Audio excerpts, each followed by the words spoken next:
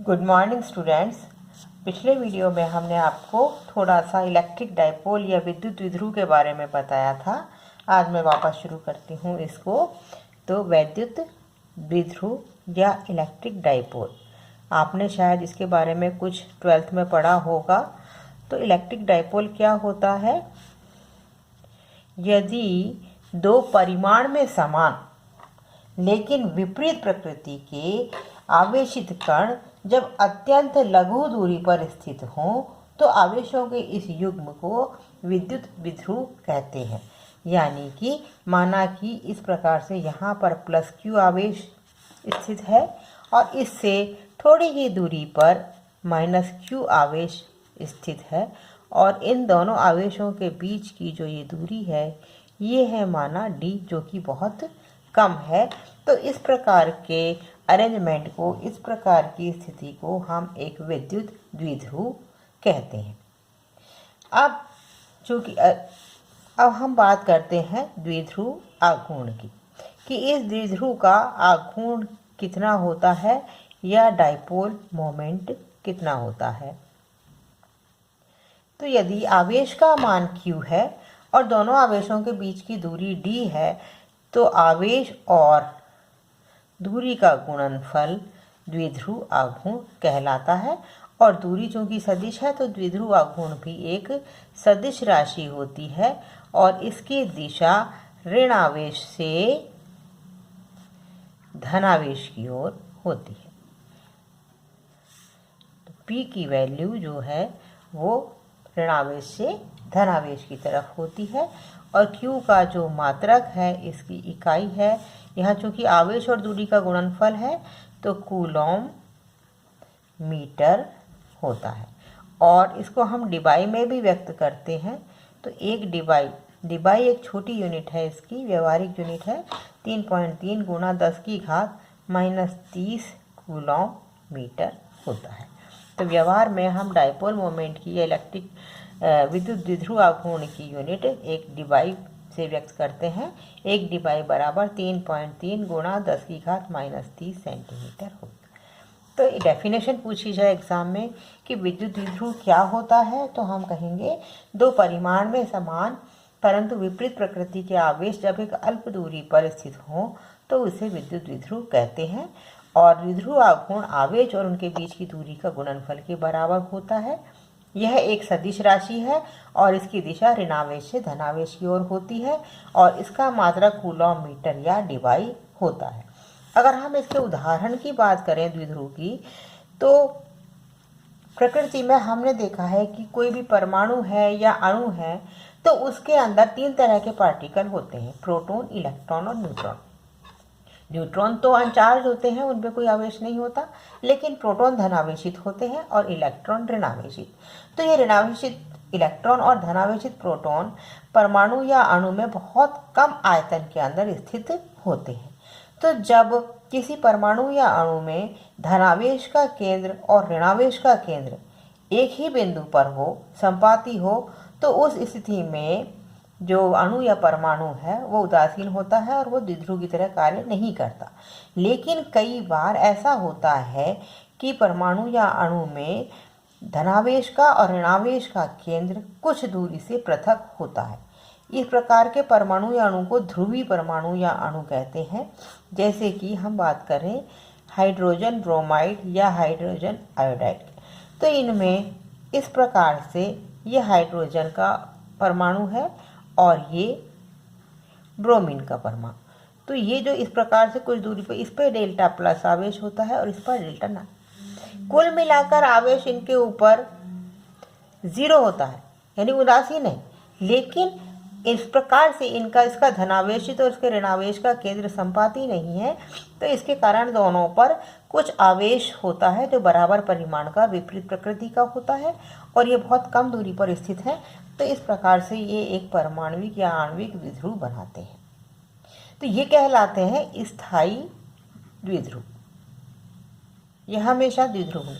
लेकिन कुछ ऐसे परमाणु या अणु हैं जिनमें नेट धनावेशित और ऋणावेश का वितरण केंद्र तो एक ही बिंदु पर होता है, लेकिन जब हम उन्हें किसी बाह्य विद्युत क्षेत्र में रख देते हैं तो उनके आवेशों के वितरण केंद्र पृथक हो जाते हैं और वो एक द्विध्रुव का निर्माण करते हैं।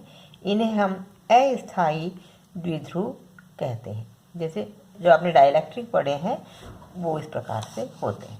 तो ये हुए कुछ उदाहरण। यहाँ पर हम पानी भी एक द्विध्रुव का निर्माण करता है। इसमें दो हाइड्रोजन के जो एटम हैं, मॉलिक्यूल हैं, परमाणु, ये ऑक्सीजन का है। तो इन पर डेल्टा प्लस और यहाँ 2 डेल्टा माइनस।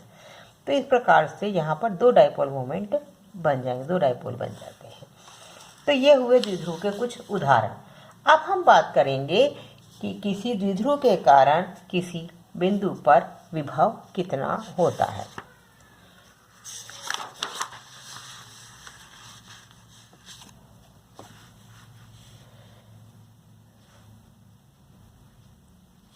द्विध्रुव के कारण किसी बिंदु पर विभव।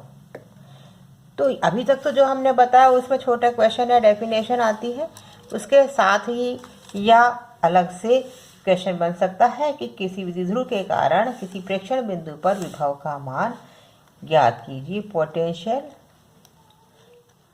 Eight a point due to a dipole, किसी द्विध्रुव के कारण किसी बिंदु पर विभव। तो इसके लिए कि माना हमने कि इस प्रकार ये एक हमने निर्देशांक सिस्टम लिया, ये एक्स एक्सिस है और ये माना कि जेड एक्सिस है। ये मूल बिंदु है, इस दिशा में हम वाई एक्सिस मान सकते हैं। और यहाँ हमने माना कि जेड अक्ष के अनुदिश प्लस क्यू और माइनस क्यू आवेश मूल बिंदु के दोनों तरफ d/2 दूरी पर स्थित है। दोनों आवेशों के बीच की दूरी कितनी है? दोनों आवेशों के बीच की दूरी है d, लेकिन ये मूल बिंदु के दोनों तरफ, मूल बिंदु जस्ट बीच में स्थित है। तो प्लस क्यू d/2 दूरी पर है जेड एक्सिस की तरफ और माइनस क्यू d/2 दूरी पर है माइनस जेड की तरफ। और ये माना कि यहाँ P कोई प्रेक्षण बिंदु है जिसका स्थिति सदिश r है और यहाँ पर हमें क्या ज्ञात करना है? इस द्विध्रुव के कारण विद्युत विभव का मान ज्ञात करना है। तो हम जानते हैं कि किसी आवेश के कारण विद्युत विभव का मान किसी बिंदु पर कितना होता है। तो पहले हम निकालेंगे प्लस क्यू आवेश के कारण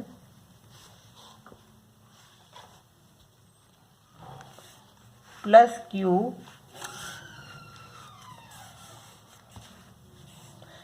क्यू आवेश के कारण बिंदु P पर विभव का मान, माना इसको रिप्रेजेंट करते हैं हम V1 से। तो ये कितना हो जाएगा? 1/4 पाई एप्सिलॉन 0 Q बटे R। सॉरी, एक बार हम यहाँ और देखें, यहाँ से माना प्लस क्यू को हम रिप्रेजेंट करें A पॉइंट पर, तो इससे माना कि P की दूरी है R1 और माइनस क्यू माना बिंदु B पर स्थित है, तो इसकी दूरी जो है P से यह है R2। तो यहाँ क्या है? OP बराबर तो है R1, OP बराबर R है और AP बराबर है R1 और BP बराबर है R2। ये R है दूरी, ये R1 और ये R2। तो प्लस क्यू आवेश के कारण बिंदु P पर विद्युत विभव का मान हो जाएगा 1/4 पाई एप्सिलॉन 0 Q बटे R1। और इसी प्रकार माइनस क्यू आवेश के कारण जो बिंदु B पर स्थित है, इसके कारण प्रेक्षण बिंदु P पर विभव का मान कितना होगा? V2 से व्यक्त करें इसको तो 1/4 पाई एप्सिलॉन 0 माइनस क्यू बटे R2। ये माइनस है तो यह हम कहें माइनस 1/4 पाई एप्सिलॉन 0 Q बटे R2। अब जो कि विभव एक अदिश राशि है, तो P बिंदु पर कुल विभव का मान इन दोनों विभव V1 और V2 का बीजगणितीय योग हो जाएगा। तो अतः बिंदु P पर कुल विभव का मान प्लस क्यू और माइनस क्यू दोनों का मिलाकर कुल विभव का मान हो जाएगा V बराबर V1 प्लस V2। जोड़ देते हैं हम, तो हम लिखते हैं 1/4πε0 Q बटे R1 माइनस 1/4πε0 Q बटे R2। तो ये 1/4πε0 और Q बाहर आ गए, तो यहाँ बचा 1/R1 माइनस 1/R2, या हम कहें V बराबर Q बटे 4πε0 R2 माइनस R1 बटे R1 R2। अब हमें ये मान ज्ञात करने हैं। इसको ज्ञात करने के लिए आप इस चित्र पर ध्यान दीजिए। यहाँ हम बिंदु A से भुजा BP पर एक लंब डालते हैं, ठीक है। अब ये लंब माना कि यहाँ पर बिंदु D पर मिलता है। अब और हमने माना कि ये एंगल, ये R2, ये जो एंगल बना रहे हैं ये एंगल है थीटा, ये वाला।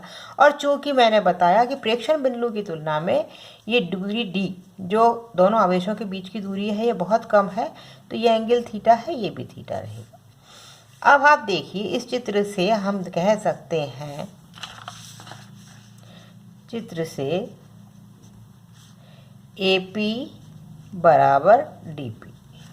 यहाँ से A से जो लंब डाला है तो हम कहेंगे AP बराबर DP, ये बराबर हो जाएंगे R1 के। तो अब हमें निकालनी है दूरी BD की। तो ये एंगल थीटा है, ये दूरी है D, और ये लंब डाला है तो ये 90 डिग्री हो गई। तो हम इस समकोण त्रिभुज में देखें तो हम कह सकते हैं कि, अब यहाँ मैं लिखती हूँ, समकोण त्रिभुज BDA से BD बटे AB बराबर कॉस थीटा। यहाँ हम देख रहे हैं आधार बटे कर्ण बराबर कॉस थीटा। आधार क्या है? BD, और कर्ण है AB। तो आधार बटे कर्ण बराबर कॉस थीटा, तो हम कहेंगे कि BD बराबर AB कॉस थीटा। तो BD क्या है? यहाँ पर हमने कहा DP भी R1 के बराबर है और BP R2 है, तो हम यहाँ कहेंगे BD क्या है? BD है R2 माइनस R1 के बराबर। तो हम कहेंगे R2 माइनस R1 बराबर BD, ये बराबर है AB कॉस थीटा के। AB कितना है? AB है D के बराबर, दोनों आवेशों के बीच की दूरी। तो ये हो गया R2 माइनस R1 बराबर D कॉस थीटा। और यहाँ हम चित्र से देख रहे हैं कि यदि प्रेक्षण बिंदु की दूरी बहुत ज़्यादा है तो यहाँ हम कह सकते हैं कि D का मान बहुत कम है, तो हम कह सकते हैं कि R1 is equal to R2 is equal to R, चूँकि D is very very less than R। तो ये वैल्यू हम R2 माइनस R1 बराबर D कॉस थीटा और R1 R2 R के बराबर, ये वैल्यू हम रख देते हैं कुल विभव के मान में। तो क्या आएगा हमारे पास? कुल विभव बराबर Q बटे 4πε0, R2 माइनस R1 की जगह लिख दिया D कॉस थीटा, और R1 और R2 को R से स्थापित कर दिया, तो ये हो गया R स्क्वायर। तो हम कहेंगे V बराबर QD कॉस थीटा बटे R स्क्वायर। तो एक तो हमारे पास कुल विभव का मान आ गया इस प्रकार से। अब QD बराबर हम जानते हैं P बराबर होता है QD के, तो हम इसको लिख सकते हैं P कॉस थीटा बटे R स्क्वायर। ये भी एक वैल्यू आ गई V की। और अगर हम ऊपर नीचे R से गुणा कर दें तो हम लिख सकते हैं V बराबर P कॉस थीटा R बटे नीचे R क्यूब, के और आएगा यहाँ सब जगह, 1/4πε की जगह मैंने के लिख दिया है। तो यहाँ हम इसको लिख सकते हैं P डॉट R,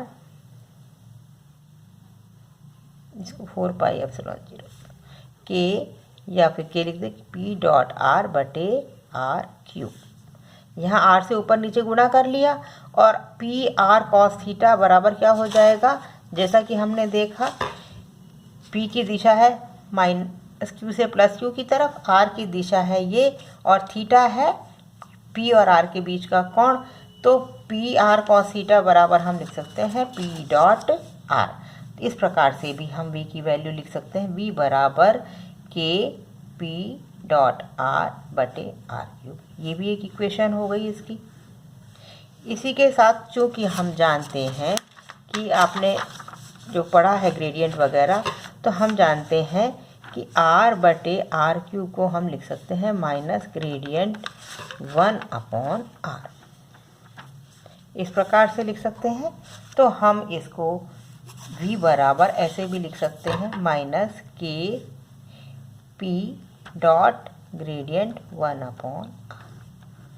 माइनस बाहर आ गया ये वाला। तो इस प्रकार से हम v की वैल्यू इस फॉर्म में भी लिख सकते हैं, इस तरह से भी लिख सकते हैं, इस तरह से भी लिख सकते हैं और इस प्रकार से भी लिख सकते हैं। ये चारों इक्वेशन से हम v की वैल्यू रिप्रेजेंट कर सकते हैं। और हम देख रहे हैं कि जो v का मान है के पी कॉस थीटा बटे आर स्क्वायर। विद्युत द्विध्रुव आघूर्ण तो स्थिर कांस्टेंट है, आर की वैल्यू प्रेक्षण बिंदु भी यदि स्थिर है तो इसका मान थीटा के साथ बदलता है। तो जब थीटा का मान 0 डिग्री होगा तब कॉस थीटा का मान अधिकतम होगा, और अधिकतम मान कितना होगा 1। तो हम कहेंगे इस केस में विभव का मान अधिकतम होगा और इसका मान होगा के बी बटे आर स्क्वायर। तो थीटा का मान 0 होगा, थीटा 0 हो जाएगा तो प्रेक्षण बिंदु द्विध्रुव की अक्ष पर ही स्थित होगा। तो हम कहेंगे कि द्विध्रुव की अक्ष पर विभव का मान अधिकतम होता है। और यदि थीटा का मान 90 डिग्री हो, दूसरा केस हम ये कंसीडर करें, तो उस केस में कॉस थीटा बराबर 90 पर मिनिमम हो जाएगा और इसका मान होगा 0। तो v मिनिमम विभव का मान भी न्यूनतम हो जाएगा और क्या होगा 0। तो हम कहेंगे कि जब थीटा का मान 90 कब होगा, जब ये इस अक्ष पर स्थित हो। तो हम कहेंगे कि किसी द्विध्रुव की निरक्ष पर स्थित सभी बिंदुओं पर विभव का मान 0 होता है।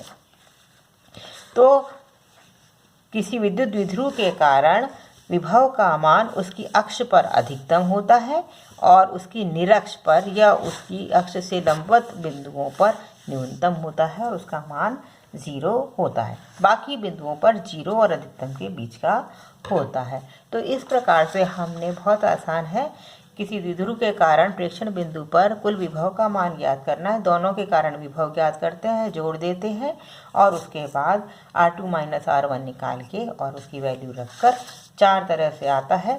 एग्ज़ाम में न्यूमेरिकल भी आता है, तो आपको जो फॉर्म कन्वीनियंट लगती है उस फॉर्म में उसको रखकर और आप उस न्यूमेरिकल को सॉल्व करेंगे। इसके बाद हम पढ़ेंगे द्विध्रुव के कारण विद्युत क्षेत्र की गणना, वो हम अगले लेक्चर में करेंगे।